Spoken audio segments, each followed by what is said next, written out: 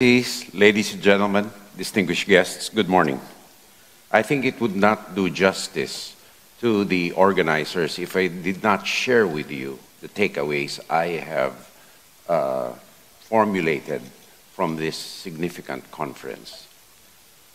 First, cross-regional is not only necessary, but vital. Second, for cross-regional security linkages to be sustainable, you need firm international, global governance and architecture.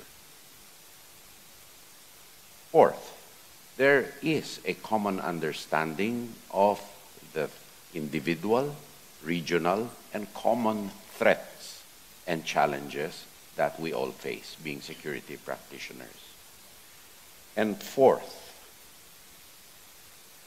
there are major players that uphold and are significant pillars of the international global rules-based order. And disengagement by any of them would be disastrous for the preservation of peace in areas where there is a condition of peace, and conflict resolution in areas where there is conflict. So I echo the Deputy Prime Minister's words and Dovile's words that we are all interconnected and we must advocate and use our leadership in order to foster connectivity, call out bad behavior, and work together towards working for tangible outcomes in all our talks, as our host, Minister Chan, said. I'll now proceed. In last year's dialogue, President Ferdinand R. Marcos delivered a historic keynote address where he spoke in defense of the rules-based international order. As he aptly put it, for the past 80 years, this rules-based order has allowed our region to flourish. The stability and predictability that it has engendered have been crucial to the success of the stories of our region, be it the post-war revival of Japan, the economic miracles of Korea, and in Southeast Asia, or the rise of China and of India.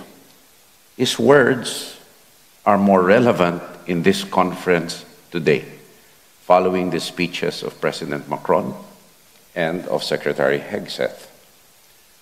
However, we are witnessing the reconfiguration of our global environment, including the political and economic arrangements that emerged after the Second World War. In our interdependent world, ruptures in the international system, wherever they occur, threaten the very security and prosperity of our people. Thus, this topic, it is an honor for me to address. In an era marked by uncertainty, the diffusion of power, and technological disruption, no single region can be viewed in isolation.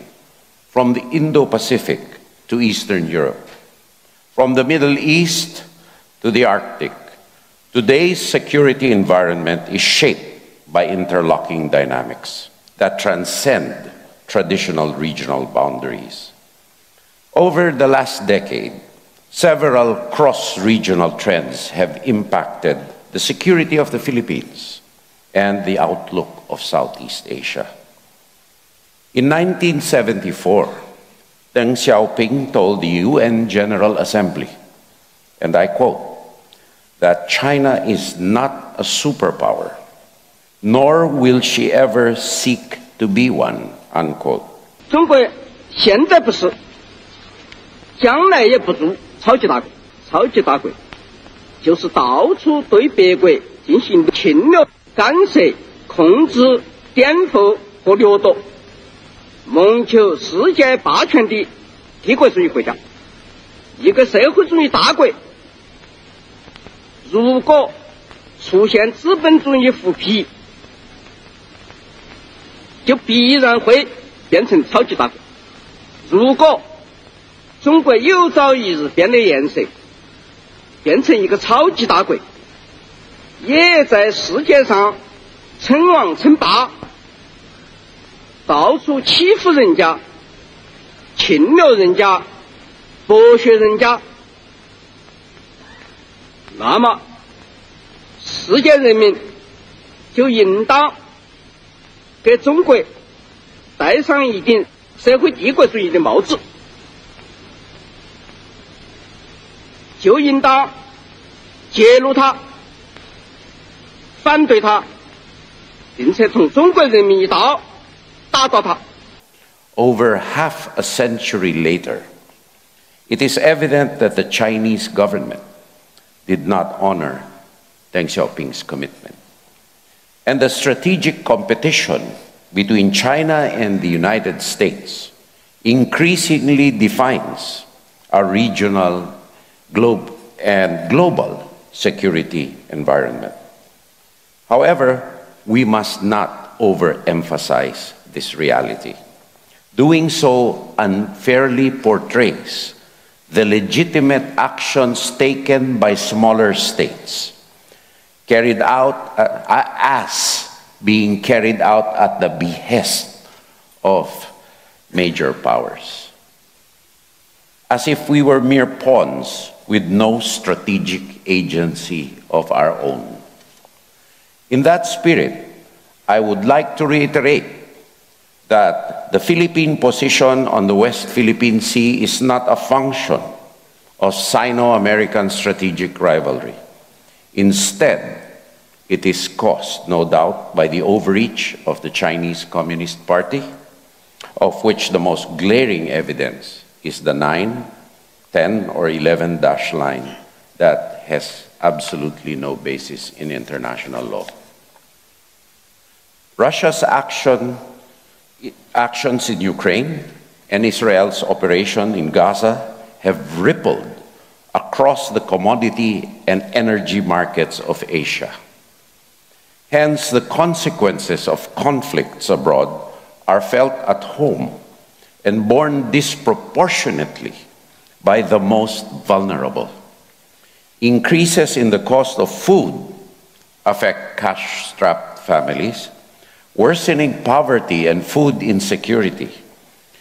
Spikes in fuel prices impact critical sectors such as agriculture, domestic shipping, and manufacturing.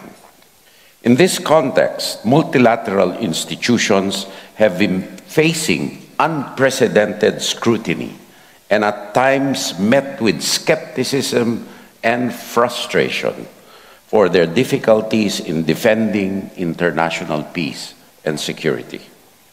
The mechanisms and norms of the United Nations have been used to block legitimate measures aimed at preventing acts of aggression and restoring regional order.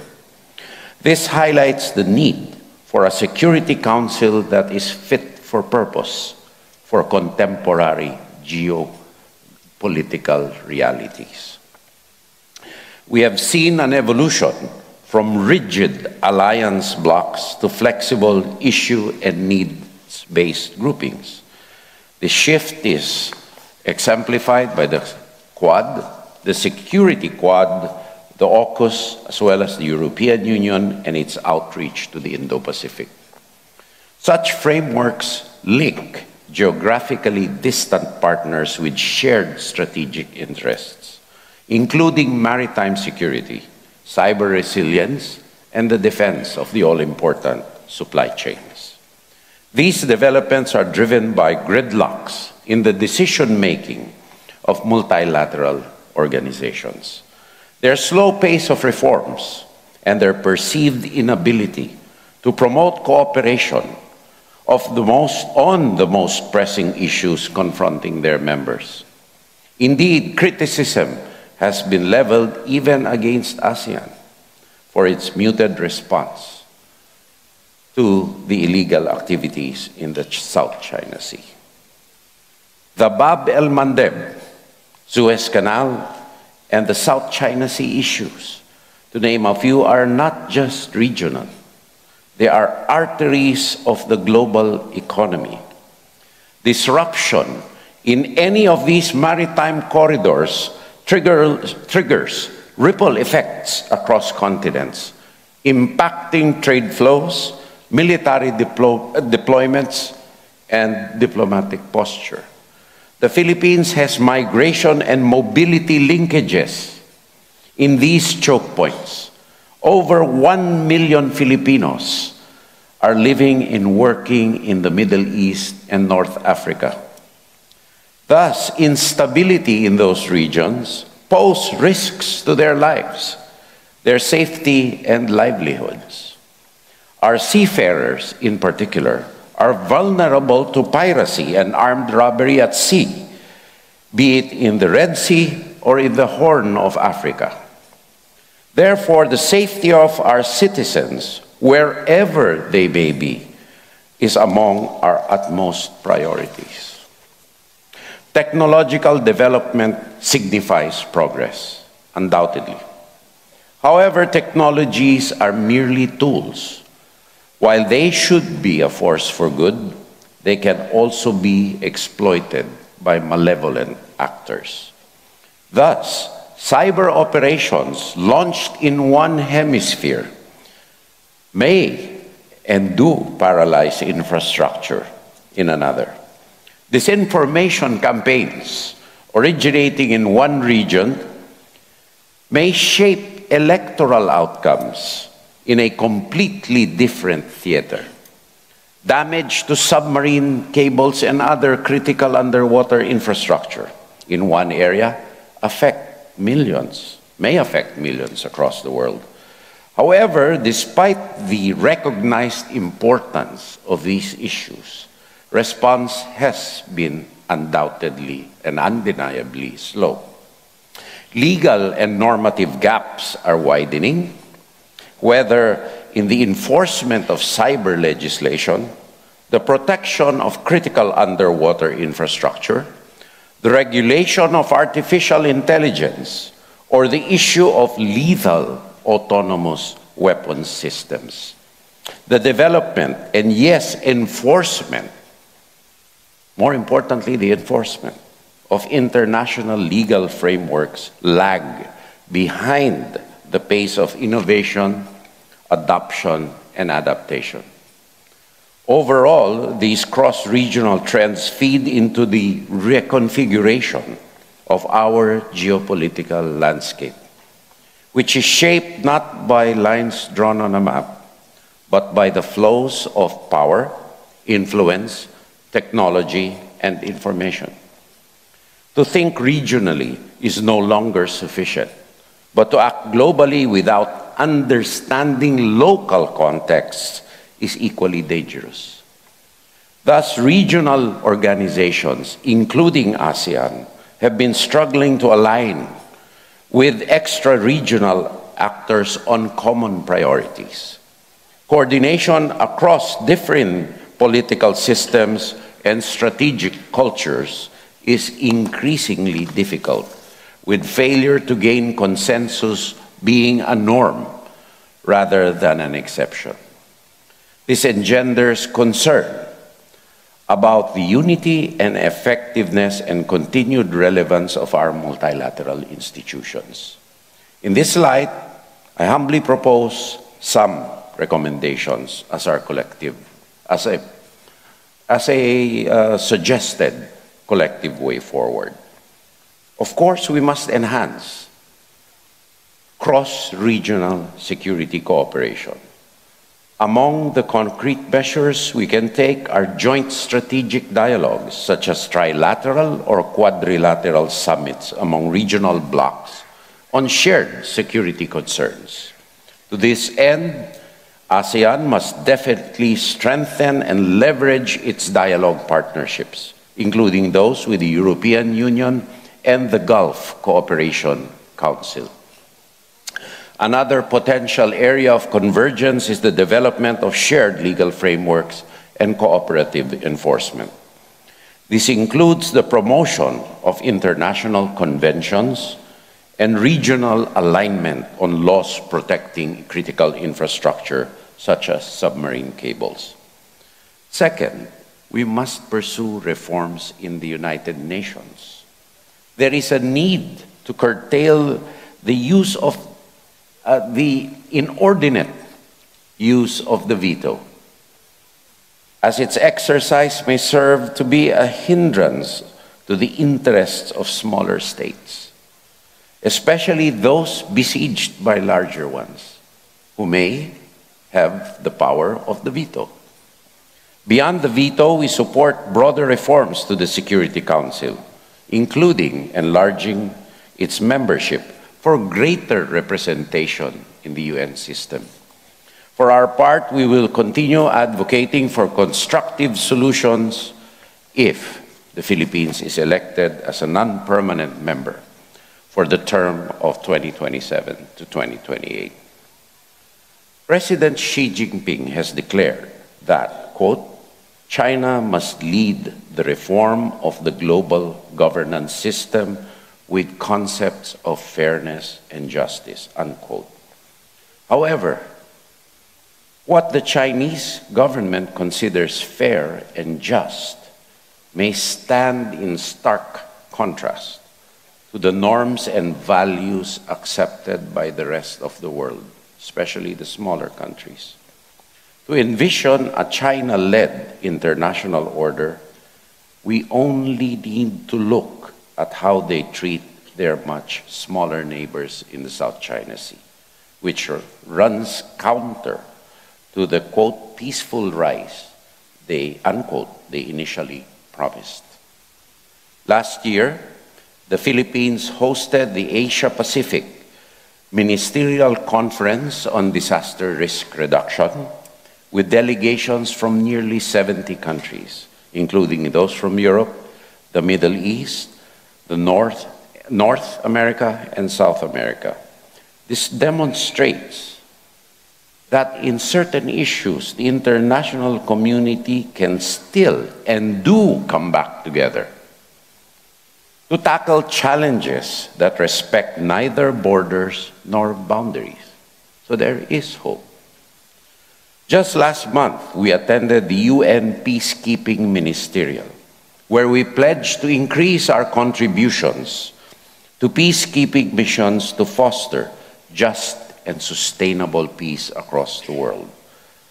Ultimately, multilateral solutions are required to address global challenges, including climate change, nuclear non-proliferation, and the protection of the rights of migrants and seafarers. Thus, amidst a growing disillusionment, some sectors with multilateralism, we can and we must reverse course.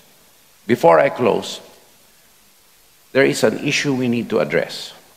We are all here as stewards of our country's provenance and our country's collective responsibility towards maintaining global peace and security. I was just talking to future youth leaders.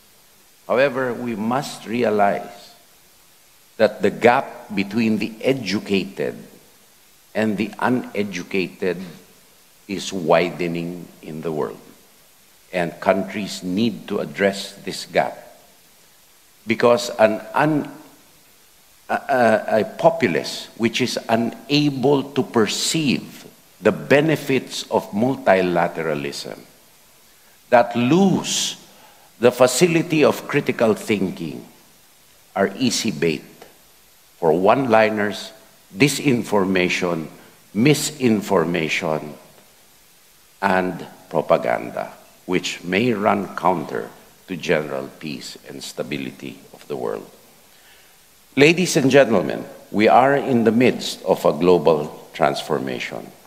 Still, we must ensure that our international system, however it evolves, remains grounded in the rule of law, the undistorted rule of law, particularly the United Nations Charter, which respects the political independence, territorial integrity, and notional sovereign equality of all states. Evidently, this system has not always functioned well. However, for all its shortcomings, there is no preferable alternative to the rules-based order, especially for the security, prosperity, and survival of smaller states like the Philippines. Thank you and good morning.